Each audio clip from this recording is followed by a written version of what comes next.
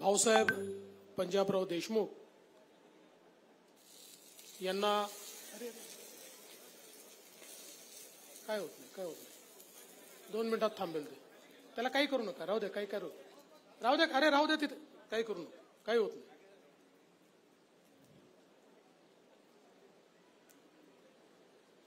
Doctor Bhausaheb Panjabrao Deshmukh यांना त्यांच्या 125व्या जयंतीच्या निमित्ताने विनम्र अभिवादन करतो.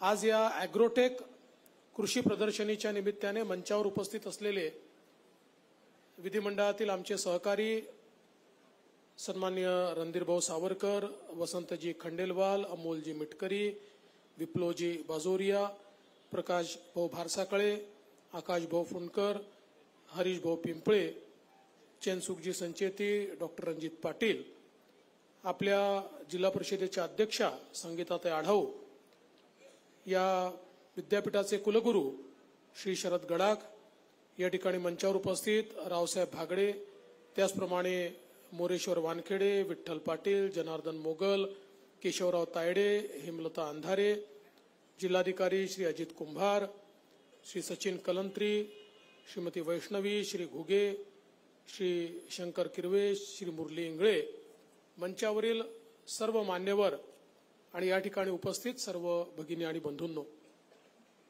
भाऊसाहेब पंजाबराव देशमुख यांच्या 125व्या जयंतीच्या औचित्य साधून एक अतिशय चांगलं ॲग्रोटेक हे कृषी प्रदर्शन आपल्या कृषी विद्यापीठाने या ठिकाणी आयोजित केलं.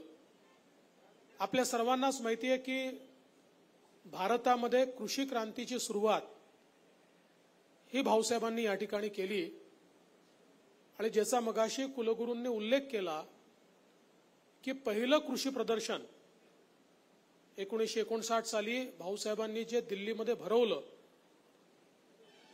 आणि इतकं प्रचंड मोठं कृषी प्रदर्शन होतं की त्याच्याकरता अमेरिकेचे राष्ट्राध्यक्ष आयझनहावर असतील किंवा रशियाच्या फर्स्ट सेक्रेटरी असतील, लॉर्ड माउंटबॅटन, लेडी माउंटबॅटन यांच्यासारखे ब्रिटिश पाहुणे असतील, जगभरातले लोक हे त्या कृषी प्रदर्शनाकरता आले आणि त्यावेळी भाऊसाहेबांनी सांगितलं की भारताला कृषी क्षेत्रामध्ये जर आत्मनिर्भर करायचं असेल तर आपल्याला कृषी क्षेत्रामध्ये संशोधन करावं लागेल, कृषी क्षेत्रामध्ये तंत्रज्ञान आणावं लागेल आणि प्रत्येक ॲग्रो क्लायमॅटिक झोनला अनुरूप अशा प्रकारची शेती ही आपल्याला विकसित करावी लागेल. आणि म्हणून जवळपास 10 वर्ष कृषी मंत्री म्हणून भाऊसाहेबांनी केलेले वेगवेगळे जे त्या ठिकाणी प्रकल्प होते त्याच्यामुळे खऱ्या अर्थानं देशातल्या शेतीला एक मोठं परिवर्तन पाहायला मिळालं. आपण फूड सिक्युरिटीकडे त्या ठिकाणी अग्रेसर झालो, आपली उत्पादकता वाढली पाहिजे. मग आपल्याकडे धानाची उत्पादकता, भाताची उत्पादकता वाढवण्याकरता त्यांनी जापानी टेक्निक आणली, त्याच्यावर आधारित वाण आपल्याकडे तयार करायला लावले आणि त्यातनं मोठ्या प्रमाणात ती उत्पादकता त्यांनी वाढवली. अशा प्रकारे विविध प्रकारचे प्रयोग जे काही भाऊसाहेबांनी केले तेच पुढे भारताला अन्न या क्षेत्रामध्ये स्वयंपूर्ण करू शकले. अन्यथा आपल्याला कल्पना आहे की आपण तो काळ देखील बघितला की ज्या काळामध्ये आपल्याला अन्न देखील इम्पोर्ट करावं लागायचं आणि अनेक वेळा अनेक प्रगत देश त्यांच्याकडे न खपणारं सडकं अन्न आपल्याला द्यायचे. अशा परिस्थितीतून भाऊसाहेबांनी जी सुरुवात केली त्या सुरुवातीमुळे आज आपण खऱ्या अर्थानं बाहेर पडलो. आपण पाहू शकतो की आपल्या या विदर्भामध्ये शिक्षणाच्या क्षेत्रामध्ये भाऊसाहेबांनी जे कार्य केलं, आज इतक्या मोठ्या प्रमाणात शिक्षणाचा प्रसार आणि प्रचार हा बहुजन समाजात झाला तो भाऊसाहेबांच्या दूरदृष्टीमुळे. आणि या दूरदृष्टीमुळे आज आपण पाहतोय की एक शिकलेला समाज हा त्या ठिकाणी उभा राहू शकला। आणि ते सातत्याने सांगायचे की माझा शेतकरी हा सुशिक्षित असला पाहिजे, त्याला शेतीचं पारंपरिक ज्ञान याच्यासोबत शेतीतलं विज्ञानही समजलं पाहिजे, तरच माझा शेतकरी हा खऱ्या अर्थानं समृद्ध होऊ शकेल। आणि म्हणूनच आज 125व्या जयंतीच्या निमित्ताने खरं म्हणजे या देशावर, या महाराष्ट्रावर आणि या विदर्भाच्या भूमीवर भाऊसाहेब पंजाबराव देशमुख यांनी जे उपकार केले ते आपण कधीच विसरू शकत नाही। आणि म्हणून मी पहिल्यांदा तर त्यांना नमन करतो आणि खऱ्या अर्थानं त्यांना अभिवादन देखील या ठिकाणी करतो। आज आपण पाहतोय शेतीच्या क्षेत्रामध्ये प्रगती मोठ्या प्रमाणात होते, पण त्यासोबत आपली आव्हानं देखील वाढली आहेत। वर्षानुवर्ष परिवार विभाजित झाल्यामुळे शेतीची होल्डिंग जी आहे ती कमी झाली आहे। पूर्वी प्रत्येकाकडे मोठी शेती असायची, आता त्याचे तुकडे पडलेले आहेत। आता आपण पाहतो की 2 हेक्टरचा शेतकरी देखील आपल्याला फार कमी पाहायला मिळतो। 70% शेतकरी हा अल्पभूधारक आहे, अशा प्रकारची अवस्था आहे। आणि म्हणून जेव्हा शेतकरी अल्पभूधारक झाला तर त्यातनं त्या शेतीमध्ये गुंतवणूक करण्याची त्याची जी क्षमता आहे ती क्षमता कमी झाली। आज जलवायू परिवर्तनामुळे, क्लायमेट चेंजमुळे शेतीवर मोठ्या प्रमाणात त्या ठिकाणी संकट येत आहेत। काल परवा केंद्राची टीम आली होती आणि त्या टीमची माझी भेट झाली। त्यावेळेस ती टीम देखील आश्चर्य व्यक्त करत होती की आम्ही महाराष्ट्राचा दौरा करताना एकाच जिल्ह्यामध्ये आम्हाला काही भागात अवर्षण मिळालं, काही भागात अतिवृष्टी मिळाली आणि काही भागात गारपीट मिळाली। आज मोठ्या प्रमाणात आपल्याला अशा प्रकारे हे जे काही बदल आहेत हे दिसून पडतायत।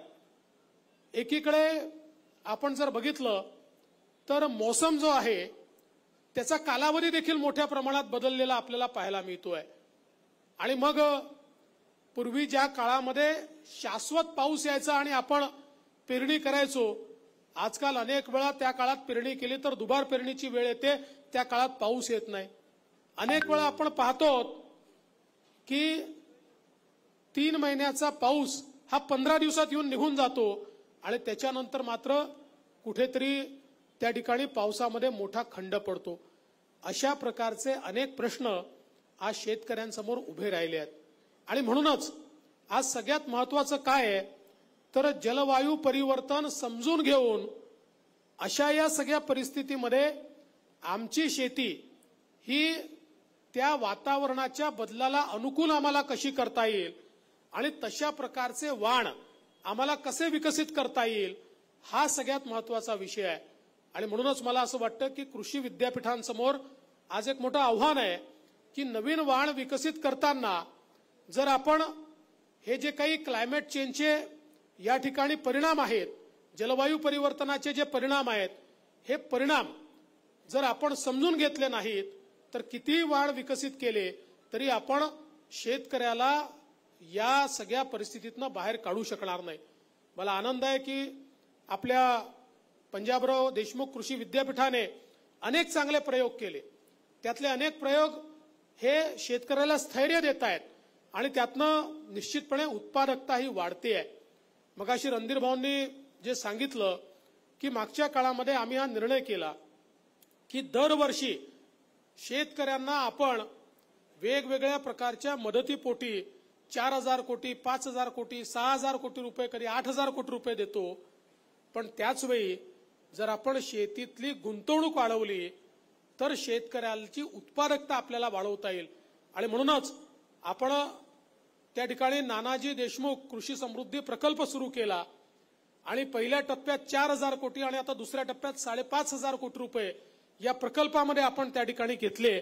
आणि या माध्यमातून कुठल्याही गावामध्ये सॅच्युरेशन पद्धतीनं काम करायचं, त्या ठिकाणची जलसंधारणाची कामं असतील, त्या ठिकाणी ट्रॅक्टरची व्यवस्था असेल, त्या ठिकाणी पेरणी यंत्र असेल, त्या ठिकाणी बीबीएफ असेल, सर्व प्रकारची यंत्रसामुग्री ही मागणी अनुरूप त्या ठिकाणी द्यायची आणि आपण आता जसं मागच्या काळामध्ये मागेल त्याला शेततळं अशी योजना राबवली, आता मागेल त्याला शेततळं, मागेल त्याला शेततळ्याचं अस्तरीकरण, मागेल त्याला पेरणी यंत्र, मागेल त्याला BBF, मागेल त्याला त्या ठिकाणी मायक्रो इरिगेशनची फॅसिलिटी, अशा प्रकारची व्यवस्था उभी केली आहे. जेवढे अर्ज येतात ते सगळे अर्ज मंजूर झाले पाहिजेत, एवढ्या मोठ्या प्रमाणात तरतूद देखील आपण केलेली आहे आणि त्याचा लाभ देखील आता आपण शेतकऱ्यांना देण्याचा प्रयत्न करतो. कारण जोपर्यंत आपण शेतीमध्ये आधुनिकता आणणार नाही, जोपर्यंत गुंतवणुकीची जी काही शेतकऱ्याची कॅपॅसिटी आहे ती आपण वाढवणार नाही, तोपर्यंत उत्पादकताही वाढणार नाही आणि शेती देखील फायद्याची होणार नाही. मला या निमित्ताने सांगायचं आहे की आपण स्मार्ट सारखा एक प्रकल्प सुरू केलेला आहे. आपला प्रयत्न आहे की प्रत्येक गावामधली विविध कार्यकारी सोसायटी जी आहे ही सोसायटी ही ऍग्री बिझनेस सोसायटीमध्ये परिवर्तित झाली पाहिजे, जेणेकरून प्रत्येक गावामध्ये त्या ठिकाणी गोदामाची व्यवस्था असेल, त्या ठिकाणी मार्केटचं लिंकेज असेल, त्या ठिकाणी फॉरवर्ड ट्रेडिंगची व्यवस्था असेल, अशा सगळ्या व्यवस्था या गाव पातळीपर्यंत आपल्याला आणता आल्या पाहिजे. आणि त्याही दृष्टीने आपण वर्ल्ड बँकेच्या सोबत योजना सुरू केली आणि आता केंद्र सरकारने देखील जो नवीन सहकार विभाग उभा केला आहे, या विभागाच्या माध्यमातून गावागावांमध्ये या सोसायट्यांना ऍग्री बिझनेस सोसायटीमध्ये परिवर्तित करायचं, त्यांना निधी उपलब्ध करून द्यायचा आणि त्यातनं खऱ्या अर्थानं केवळ शेती नाही तर शेतीवर एक प्रकारचं मार्केटिंग आणि मार्केट लिंकेज हे उभं करायचं, अशा प्रकारचा प्रयत्न हा सातत्याने चाललेला आहे. आपल्याला कल्पना आहे की मागच्या काळामध्ये आपण या ठिकाणी 1 रुपयात पीक विम्याची योजना सुरू केली. पहिलंच वर्ष होतं. खूप मोठ्या प्रमाणात शेतकऱ्यांना त्या ठिकाणी शेतकऱ्यांनी या योजनेमध्ये रजिस्ट्रेशन केलं आणि पहिल्यांदा रेकॉर्ड संख्येनं शेतकऱ्यांना आपण 25% अग्रिम जो यापूर्वी कधी मिळाला नव्हता तो आपण त्या ठिकाणी देऊ शकलो. आपला प्रयत्न आहे की कुठल्याही परिस्थितीमध्ये अडचणीत असलेला शेतकरी जो आहे या शेतकऱ्याला आपल्याला मदत करता आली पाहिजे. मग अशी रणधीर भाऊंनी सांगितलं 50,000 रुपये आमचे एक शेतकरी बंधू म्हणाले मला मिळाले नाही. जरूर आपण बघू, पण मी एक आपल्याला सांगतो की जवळपास 16 लाख शेतकऱ्यांपैकी 15,25,000 शेतकऱ्यांच्या खात्यामध्ये हे 50,000 रुपये आपण त्या ठिकाणी दिलेले आहेत. आणि आता ज्यांचं मिसमॅच आहे, पैशाची कमतरता नाहीये, काहींचे कागदपत्र मॅच होत नाहीत, काहींचे अकाउंट नंबर मॅच होत नाहीत, काहींचे आयडी नंबर मॅच होत नाहीयेत, तर तेही आम्ही सांगितलेलं आहे की आयडी नंबर त्यांचे पुन्हा व्हेरीफाय करा, ते मॅच करा, कारण आपण ऑलरेडी ते पैसे ठेवलेले आहेत आणि ते पैसे देखील त्यांना देण्याचा प्रयत्न हा मोठ्या प्रमाणात आपण या निमित्ताने करतोय. खरं म्हणजे मला हे सांगितलं पाहिजे की आज आपल्या कृषी विद्यापीठाच्या माध्यमातून जे वेगवेगळं कार्य चाललंय त्याला देखील मोठ्या प्रमाणात मदत आपण करतोय, त्याला निधी आपण उपलब्ध करून दिलाय. नागपूरला जे आपण भाऊसाहेबांच्या नावाने अॅग्रो कन्व्हेन्शन सेंटर काढतोय, मी असं म्हणेन की महाराष्ट्रातलं सगळ्यात चांगलं अॅग्रो कन्व्हेन्शन सेंटर हे भाऊसाहेबांच्या नावाने त्या ठिकाणी सुरू होत आहे. आणि हे असं कन्व्हेन्शन सेंटर आहे की ज्या ठिकाणी कृषीच्या क्षेत्रातलं संशोधन आणि प्रदर्शनी 365 दिवस आपल्याला चालवता येईल आणि त्यातनं आमच्या शेतकऱ्याकरता एक्सटेन्शन ही व्यवस्था आपल्याला मोठ्या प्रमाणात त्या ठिकाणी सुरू करता येईल, अशा प्रकारचा प्रयत्न देखील आपण करतोय. एक अजून गोष्टीचा उल्लेख मला केला पाहिजे की आमच्या शेतकऱ्यांची सातत्याने मागणी असते की आम्हाला दिवसा 12 तास वीज द्या, आणि मागणी बरोबरही आहे. शेतकऱ्यांना आपण अर्धे दिवस रात्री देतो, अर्धा दिवस दिवसा देतो, त्यामुळे शेतकऱ्यांची फार मोठी परवड होते. आणि म्हणून आपण या ठिकाणी सौर कृषी वाहिनी योजना सुरू केली. मला सांगताना आनंद वाटतो की पहिली जवळपास 3,000 मेगावॅटचं आपलं टेंडर झालं, त्याला अतिशय चांगला प्रतिसाद मिळाला आणि आता त्याचं साधारणपणे 15-20 दिवसात आपण वर्क ऑर्डर देऊ आणि 9 महिन्यामध्ये आपण ते काम पूर्ण करायला सांगतो. एकूण आपल्या शेतीकरता आपल्याला जवळपास 17,000 मेगावॅट वीज द्यावी लागते. ही सगळी वीज या 3 वर्षामध्ये आम्ही सौरवर आणतो आणि ती सौरवर आणल्यामुळे जवळपास आमच्या सगळ्या शेतकऱ्यांना आम्हाला दिवसा 12 तास वीज ही अखंडितपणे त्या ठिकाणी देता येईल. आणि कुठल्या शेतकऱ्याला रात्री जरी पाहिजे असेल तर रात्री आमच्याजवळ स्वस्त वीज उपलब्ध आहे, त्यामुळे ती देखील आमच्या शेतकऱ्यांना देता येईल. आणि त्यामुळे पुढच्या काळामध्ये आमच्या शेतकऱ्यांना म्हणजे हे वर्ष संपता 2024 संपताच जवळपास 30% फीडर हे आमचे सौरवर गेलेले असतील. त्याच्या पुढच्या वर्षी 25 मध्ये 30% फीडर आणि उरलेले सगळे फीडर हे त्याच्या पुढच्या वर्षी असे सगळे फीडर आम्ही या ठिकाणी सौरवर टाकतो आणि आमच्या शेतकऱ्यांना अखंडित वीज देण्याचा प्रयत्न हा त्या माध्यमातून आपण करतो। मी या निमित्ताने एवढंच सांगतो की आज अनेक अडचणी आपल्या समोर आहेत। आपण जर बघितलं असेल तर जवळपास आताही जवळजवळ 8,000 कोटी रुपये आपण वेगवेगळ्या माध्यमातून शेतकऱ्यांना देतो आहोत। माननीय मोदी साहेबांनी त्या ठिकाणी शेतकरी सन्मान योजना सुरू केली आणि 6,000 रुपये शेतकऱ्यांना द्यायचा निर्णय घेतला।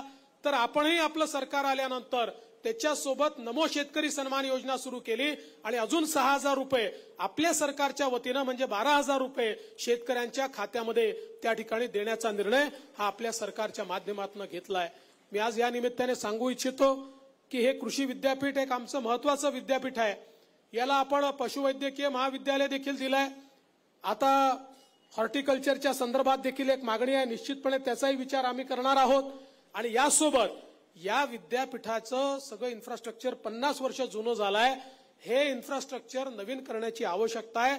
त्याचाही प्रस्ताव कुलगुरू तुम्ही दिलेला आहे। मी तुम्हाला या निमित्ताने आश्वस्त करतो की त्याही करता पुढच्या बजेटमध्ये मी आपल्याला निधी उपलब्ध करून देईन, जेणेकरून इथलं इन्फ्रास्ट्रक्चर हे जर आधुनिक झालं तर आज आमचे जे विद्यार्थी आहेत ते इतक्या चांगल्या प्रकारचं काम करतात। आणि खरं म्हणजे आपण बघितलं असेल आता मिलेट्सचा विषय या ठिकाणी आला। मिलेट्स एक अशा प्रकारची व्यवस्था आहे की ज्यातनं निश्चितपणे शेतकऱ्याची अर्थव्यवस्था आपण बदलू शकतो। आज आपण विदर्भ मराठवाडा दूध प्रकल्प सुरू केलेला आहे आणि मदर डेअरी सोबत आपण टायअप करून आणि एनसीडीसीतनं त्या ठिकाणी निधी घेऊन मोठ्या प्रमाणात आपण आमच्या शेतकऱ्यांना गायी देणं, त्यांचं दूध संकलन करणं। शेवटी आपण बघितलं असेल की जो काही महाराष्ट्राचा प्रगत भाग आहे या सगळ्या भागांमध्ये मोठ्या प्रमाणात आपल्याला त्या ठिकाणी दूध दुभती जनावरं दिसतात, त्या ठिकाणी दुधाचा एक व्यवसाय दिसतो। तशा प्रकारचा व्यवसाय सुरू करण्याकरता मागच्या काळात आपण हा प्रकल्प सुरू केला आणि पायलट जिल्हे जे आहेत त्या जिल्ह्यांमध्ये प्रचंड प्रतिसाद याला मिळाला।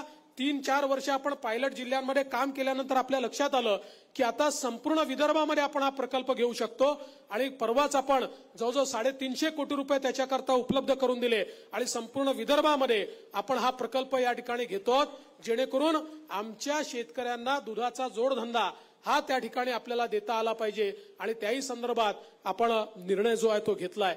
खरं म्हणजे अनेक गोष्टी या ठिकाणी सांगता येतील, परंतु मुख्यमंत्री महोदय चंद्रपूरला पोहोचणार आहेत, तिथे देखील कार्यक्रम आहे, मलाही तिथे जायचं आहे। मी गेल्यानंतरही हा कार्यक्रम या ठिकाणी राहणार आहे। पण एवढंच सांगतो की जोपर्यंत आमचा शेतकरी हा त्या ठिकाणी आत्मनिर्भर होत नाही, तो समृद्ध होत नाही, जोपर्यंत त्याच्या समोरची आव्हानं संपत नाही, तोपर्यंत आपल्या सर्वांना कष्ट हे करावे लागतील आणि सरकार हे पूर्ण शक्तीने तुमच्या पाठीशी उभं राहील। पण याच्यामध्ये सगळ्यात महत्वाचा रोल हा जर कोणाला त्या ठिकाणी करावा लागेल तर तो आमच्या कृषी विद्यापीठांना करावा लागेल। आमचे कृषी विद्यापीठ हे जेवढे ऍक्टिव्ह होतील, हे जेवढ्या चांगल्या वेगवेगळ्या व्हेरायटीज तयार करतील, हे जेवढं एक्सटेन्शनचं काम करतील, हे जेवढ्या मोठ्या प्रमाणात शेतकऱ्यांपर्यंत पोहोचतील, मी तुमचं अभिनंदन करतो की तुम्ही या ठिकाणी आयडॉल सारखी एक व्यवस्था उभी केली। कारण जो शेतकरी चांगलं काम करतो त्याचं काम सगळ्यांसमोर आलं पाहिजे, त्यातनं प्रेरणा मिळाली पाहिजे। आणि म्हणून आज आपण ज्या शेतकऱ्यांचं या ठिकाणी स्वागत केलं, सत्कार केला, त्यांनी देखील अतिशय चांगल्या कष्टातनं मोठ्या प्रमाणात त्या ठिकाणी आपली उत्पादकता वाढवली आहे। अशा प्रकारचे शेतकरी इतरही लोकांपर्यंत पोहोचले पाहिजे। आणि शेवटी जाता जाता एक गोष्ट निश्चितपणे सांगतो की आता आपण नैसर्गिक शेती अभियान सुरू केलेलं आहे आणि या नैसर्गिक शेती अभियानामध्ये मोठ्या प्रमाणात आपल्याला पुढच्या काळात आपण गुंतवणूक देखील करणार आहोत। कारण शेतीवरचं संकट दूर करायचं असेल तर एकीकडे आपल्याला जलसंधारणाची कामं जी आहेत ती करावी लागतील, जी आपण जलयुक्त शिवारच्या माध्यमातून केली आहे, आणि दुसरीकडे मॉइश्चर कन्झर्वेशन करता दुसरीकडे आपल्याला मोठ्या प्रमाणात त्या ठिकाणी शेतीमध्ये जी काही उत्पादकता आहे ती वाढवण्याच्या दृष्टीनं आपल्याला नैसर्गिक शेतीकडे जावं लागेल।